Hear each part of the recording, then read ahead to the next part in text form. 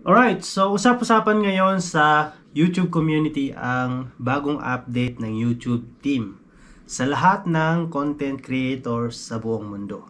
So ito yung tax information natin na kailangan natin maipasa sa lalong madaling panahon. So yan ang pag-usapan natin for today, and let's get started.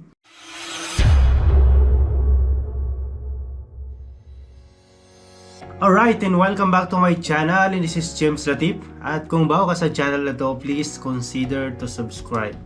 At huwag mo na rin kalimutan i-hit yung notification bell para lagi kang updated sa mga bagong videos at tutorial na i-upload natin.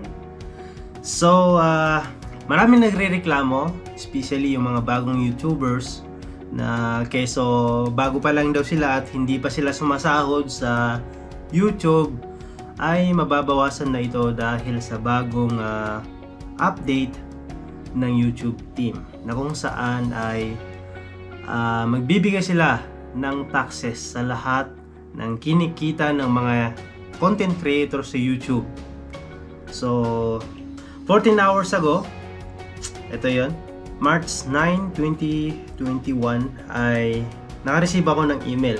So, actually, hindi lang ako, kundi lahat ng creator sa buong mundo. Lahat ng content creator sa YouTube sa buong mundo ay naka-receive na ng email na ito. So, napaka-importante po ito kasi kung makikita mo, may nakalagay dito na important update, upcoming tax changes to your YouTube earnings. Ayan. So, hindi ko nababasahin itong update nila kasi alam ko naman, alam mo na to kasi kung YouTube creator ka, content creator ka, ay nabasa mo na ito. So ngayon ay ang gagawin natin for today ay kung paano natin may set up yung ating tax information sa ating Google AdSense. So punta tayo doon sa ating Google AdSense. Ayan, so kung nakikita nyo, ito po yung aking Google AdSense account. At kung makikita mo dito sa taas ay makikita mo dyan yung Manage Tax Info. So click nyo lang po yan. Click natin. Ayan. So, Manage Tax Info. So, may kita mo dyan yung button na kung saan ay may nakalagay na Add Tax Info. So, click natin yan. So, dito, magre-require si YouTube or yung Google ng password. So, lalagyan natin yung ating password.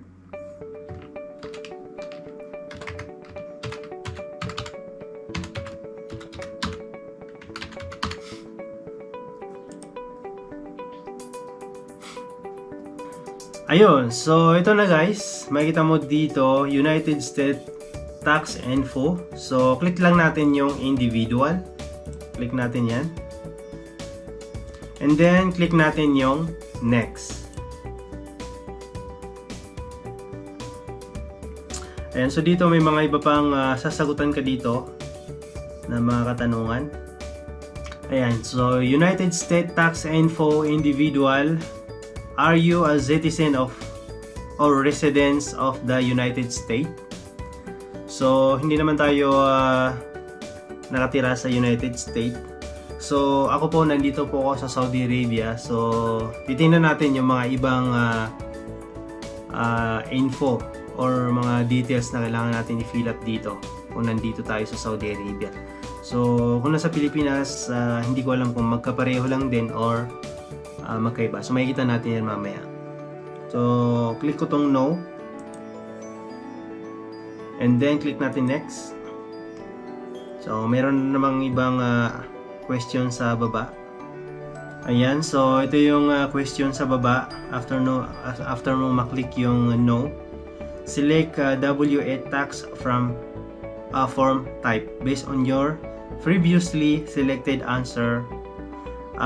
W8 form is needed. Ayan, so W8 bin, this form is most commonly used by non-US individual and would also be used to claim tax treaty benefits. Ayan, so yung isa is W8 ECI. This form is most commonly used by non-US business entity or individual that earns income related to its US trade or businesses and file a US income tax return. So sa tingin ko, dito tayo sa number 1, yung W8 bin. So click natin yan, and then start W8 bin form. Click natin yung start. Actually, first time ko din itong i-fill up. So ito na guys. Ayan, so ito na guys, W8 bin tax form. So automatic nandyan na yung pangalan mo. So DBA, doing business as name or disregarded entity. So optional lang yata yan. Country of citizenship. So dahil nandito ako sa Saudi Arabia, ilalagay natin dito ay Saudi Arabia. So bala ko rin na mag-transfer sa Pilipinas. So ika-cancel ko din itong Google AdSense ko in the future. But as of now, kasi nandito pa ako sa Saudi Arabia, so i-fill up natin dito is Saudi Arabia. So click natin yan, Saudi Arabia. Then proceed tayo sa baba. Ayan, so ito na yung nasa baba. Taxpayer identification number. A taxpayer identification number TIN is tax process number required by the IRAs to some tax from more about TIN. For foreign TIN, don't include any other foreign personal identification such as Korean resident registration number. If you are claiming treaty, you are required to provide a foreign TIN. So I think optional nito unless you are claiming a tax treaty, ang sabi dito. Ayan, so wag nyo na siguro i-fill up yung foreign TIN at saka itong US ITIN or SSN kasi optional lang din yan. So proceed tayo sa baba. Ayan, so address, tax treaty, document review certification. So click lang natin yung next. Ayan, so dito na tayo sa tax identity, address, permanent residence address, PO box or in care of address. You will be required to submit additional documents. Hindi ko naman to permanent address, so hindi ko na lang i-check yan. Proceed tayo dun sa baba. So kailangan pala natin i-fill up guys yung mga nakalagay dito. So i-fill up natin yan and then proceed tayo sa next step. Ayan guys, so nalagay na natin yung address natin dito sa Saudi Arabia and then click natin yung next. So dito sa number 3, lalagyan natin yung tax treaty. Are you claiming a reduced rate of withholding under a tax treaty? US tax law may impose 30% withholding tax. Ayun guys, so dito sa treaty, sa number 3, click lang natin yung next. Yes. Kasi kung dito daw tayo sa no, may kita mo dito, US tax law may impose 30%. So, mas malaki doon sa sinasabi nilang 24%. So, dito is 30% na. So, dito tayo sa yes. And then, residents of country claiming treaty with US. Yes. And then, click natin yung country and then lagay natin yung either kung nasa Pilipinas kayo, click nyo lang yung Pilipinas. Pero ako nandito sa Saudi Arabia, so click ko yung Saudi Arabia. Saan na ba yung Saudi Arabia dito? Parang walang Saudi Arabia dito. Ayun, so dito ko na figure out na ang KSA ay hindi kasali sa treaty ng USA para sa mga pwedeng makales sa tax information nila. So wala akong choice kaya kailangan kong i-click or piliin yung no para makapag-proceed. Pero kung nasa Pilipinas ka ay pwede mong pindutin yung yes at pwede mong makita yung list ng Philippines doon sa options. Pero ang Saudi Arabia ay wala doon sa mga option ng country na pwedeng masali sa treaty ng USA. So kapag kinlik ko guys yung yes, walang Saudi Arabia dito. So wala akong magagawa kundi ang kailangan ko ilagay dito is yes. I have no idea what is going on right now. Walang Saudi Arabia. So ibig sabihin maano talaga ako. Makakaltasan ako ng 30%. So meaning wala tayong choice guys kundi mag-no tayo dito. So click ko yung next. Wala akong choice eh. Click natin yung next. So yun guys, doon ako nakapag-click sa no. Medyo tricky talaga ito, hindi ko rin maintindihan. Pero kung babawasan nila ako ng 30%, okay lang.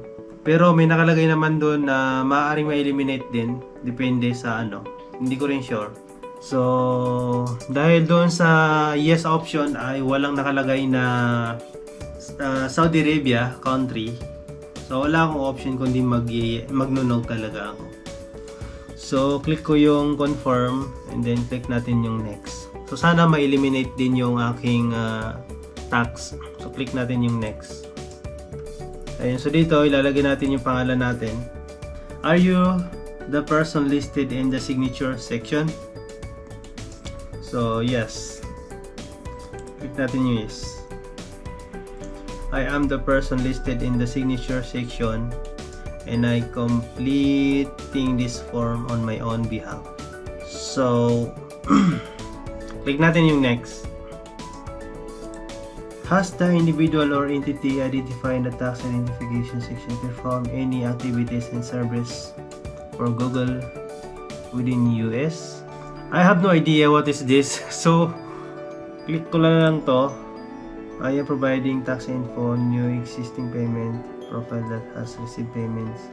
So dito tayo sa I am providing tax info for existing payments profile that has previously received payments. So kung ikaw bago ka pa, hindi ka pa nakaka-receive ng pera mula sa Google AdSense, dito ka sa taas, mag-click. So kung naka-receive ka naman, dito ka sa baba. So click mo yan. I have no idea. So optional din ito. So click natin yung submit. So, hindi ko alam kung ano magiging kalalabasan nito. Grabe. 30%. And guys, so tapos na ako guys mag-fill up. So, hindi pala kasali ang Saudi Arabia sa treaty ng US. So, ang kasali lang ay Pilipinas at saka ibang country. Pero yung Saudi Arabia, so, talagang ano 30% ang ina. Grabe naman. Pero wala akong magagawa kasi wala akong option for reducing the rate. So, that's all guys. So, hindi ko alam kung anong magiging impact nito sa akin, but ito lang yung alam ko, mababawasan na talaga ako ng 30%. Kasi walang option doon sa mga option doon, yung country na walang nakalist doon na Saudi Arabia. So ibig sabihin hindi kasali ang Saudi Arabia sa treaty ng United States Tax Info. So that's all guys, and kung nandito ka sa Saudi Arabia, ako kasi ita-transfer ko na rin siguro next month itong Google AdSense ko into a new Google AdSense para may transfer ko na siya sa Pilipinas kasi dito sa Saudi Arabia napakalaki. So yun lang guys, maraming salamat sa panonood. As usual, this is James Latip and welcome to my channel.